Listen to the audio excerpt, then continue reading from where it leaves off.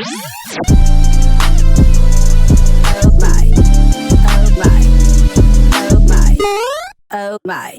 On my 12th birthday, I received my very first smartphone, a Samsung Trend Neo. A phone which if I had today would get me roasted like a schmore. But I love that phone, man. It had a small, slick, smooth design. The speakers were nice and loud. The video quality was to die for. The camera was silly. That was my most prized possession at that time. If I had to choose between my best friend's third cousin getting uppercut in the nuts by Mike Tyson in his prime and my phone getting dropped from a building, you know what they say, man.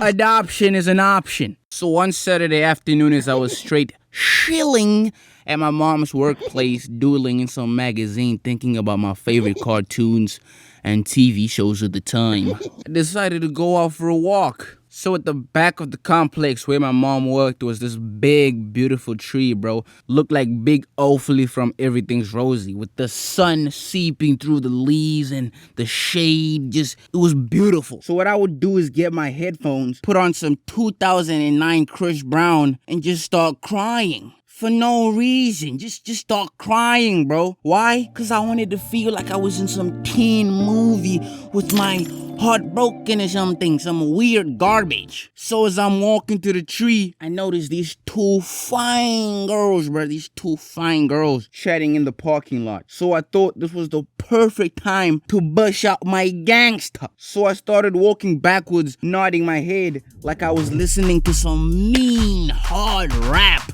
When in actual reality, I was listening to some, "Hey, little mama, ooh, you a stunner, hot little figure. Yes, you a winner, and I'm so glad to be yours. Should be yours, baby. You're a class on your own, and ooh, little cutie. When you talk to me, swear the whole world stops. You're my sweetheart, and I'm so glad that you're mine.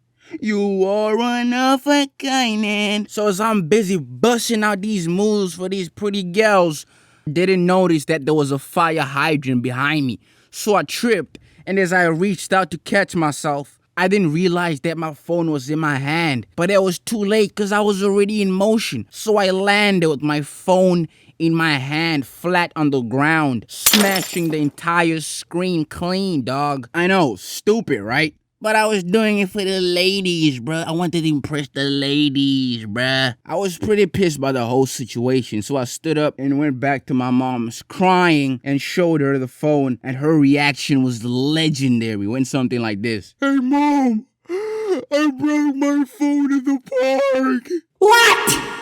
A brand new phone? Oh my god, my god. What were you doing? I was moonwalking for the pretty girls. What in the Michael Jackson is moonwalking? Did you at least get the girl's number? No! Oh my god, what a useless boy.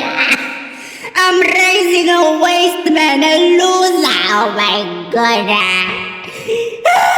Worst part about the whole situation is I ain't even get the girl's digits, bruh. So I threw my phone in my school bag and went to my guy Spartan Hunter 720's place, and we played video games for the rest of the day. The following Thursday, I decided to take my phone with me to school. I had never done this before, scared that it might get stolen, but since I already got it smashed like Mia Khalifa, I didn't care anymore. The only thing that still worked on that phone was the music app anyways. It was more of an iPod than a phone. I decided to keep it in my pocket all day though, because I knew that if a clown like Mike over here saw how it looked, he'd roast the hell out of me, bruh. Even though he still used his mom's old Nokia tank. But the whole day went smooth, and I got to listen to the new Migos Culture album, bruh. The greatest album of all time. Lil Uzi had me rolling my shoulder like, yeah.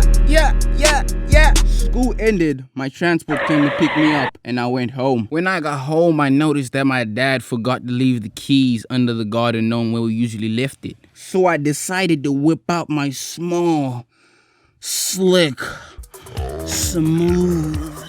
He's pulling his cock out! Phone. What do you think I was gonna say?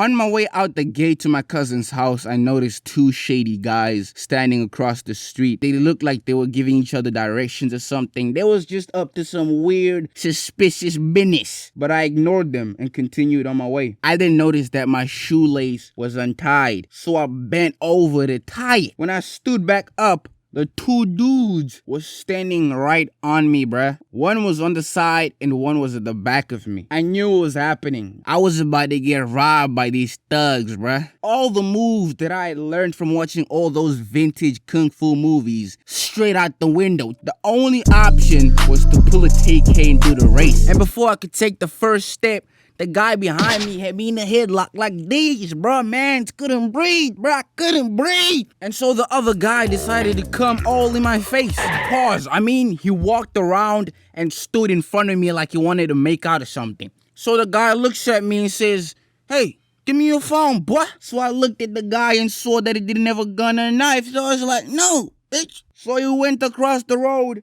and picked up a massive brick. And before he could ask me again, I had the phone laid out like a trophy for him to take. I literally gave him the phone because there is no way that I was gonna let him bash my face in with a brick over some broken phone. He snatched the phone and the two guys left.